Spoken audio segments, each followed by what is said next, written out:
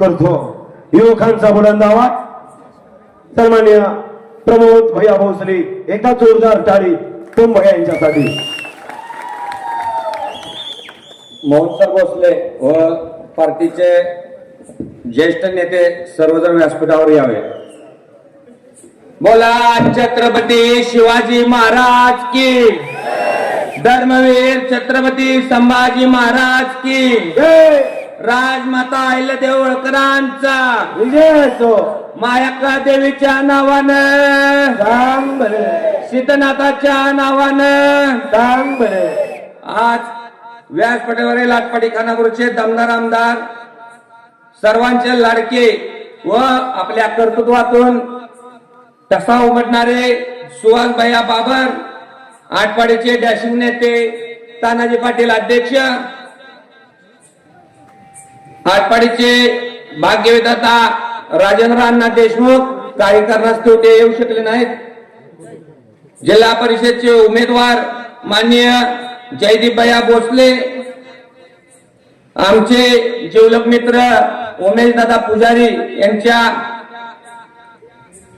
Qualification असणारे पंचायती समिती उमेदवार मीनाक्षी उमेश पुजारी, नेलकंजी पंचायती समिती उमेदवार सुनीता दत्तात्रय सरगर व व्यासपीठावरील सर्व आजी माजी सरपंच चेअरमन सर्वांचे नाव न घेता इथं वेळ काढून आल्याबद्दल सर्वांचे मी मनापासून आभारी आहे.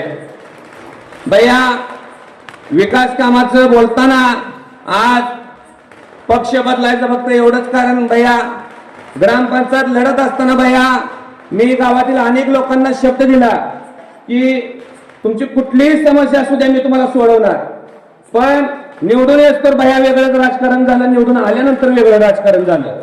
त्यामुळे भैया 2.5 वर्षात मी लोकांची मदत करू शकलो नाही. खूप दिवसापासून इच्छा होती की सुहास भैयांचा हात डोक्यावर कधी येतोय, पण काय विनाशकारी विपरीत बुद्धीची माणसं तुमच्यापासून लांब जोपर्यंत होत नाही तोपर्यंत हात डोक्यावर हात येणार नाही आम्हाला माहित होतं. पण देवांच्या दारात न्याय आहे भैया, ते लवकरच घडून आलं.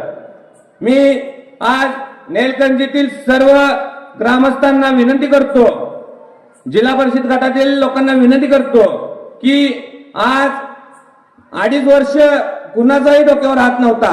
काका भैया अशी परिस्थिती आली की पहिले मी काकांचं काम करायचो, काकांना हार पत्करावी लागली, त्यानंतर डोक्याचा हात पूर्णपणे गेला.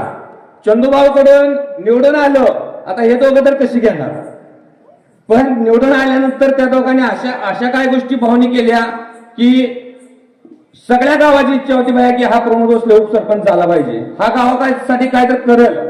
ह्या गोष्टीवर उमेदवार आमची घोषित झालेली होती, पण निवडून आल्यानंतर वेगळंच राजकारण झालं भैया. काही वर्ष गेले, काही कालावधी गेले, थोडं भैया असतील, माजी सरपंच बाबासाहेब सुखदेव भोसले असतील, त्या सगळ्यांना वाटलंय की कुठेतरी आपण एक वेळा गावाचा विकास करायसाठी प्रमोद तुझी गरज आहे. त्या सगळ्यांच्या शब्दावर आज आम्ही ते एक आलो. मी नेलकंजी ग्रामस्थांना एवढाच शब्द देतो की ह्याच्या अगोदर माझ्या डोक्यावर कोणाचाही हात नव्हता.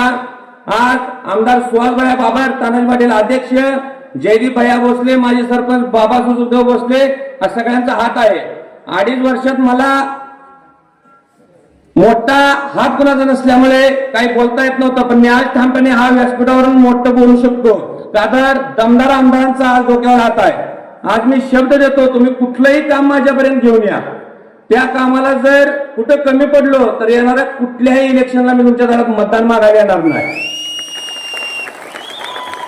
दुसरी गोष्ट भैया, गावात मित्रपरिवार जोडत असताना एक आमचा असा ग्रुप तयार झाला.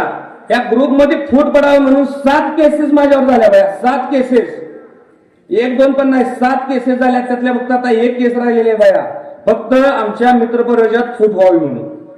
एवढं मोठं इथं राजकारण झालं भैया. आमची दुसरी काही अपेक्षा नाही भैया, आम्हाला कोणावर टिकी टिप्पणी करायची नाही, काय नाही, फक्त आम्हाला विकास करायचा आहे. त्या विकासासाठी भैया तुमची साथ हवी आहे. आज जयदीप भैयांच्या अंगावर हा गुलाल 100% पडणार आहे, त्यात काही शंका नाही. तर मी सगळ्यांना सांगू इच्छितो की जयदीप भैयांना आपण सर्वांनी ताकदीने निवडून आणायचं आहे.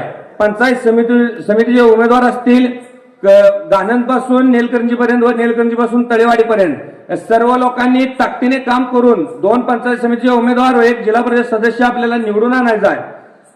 जास्त काय न बोलता भयांना पण बोलायचा वेळ झालेली आहे.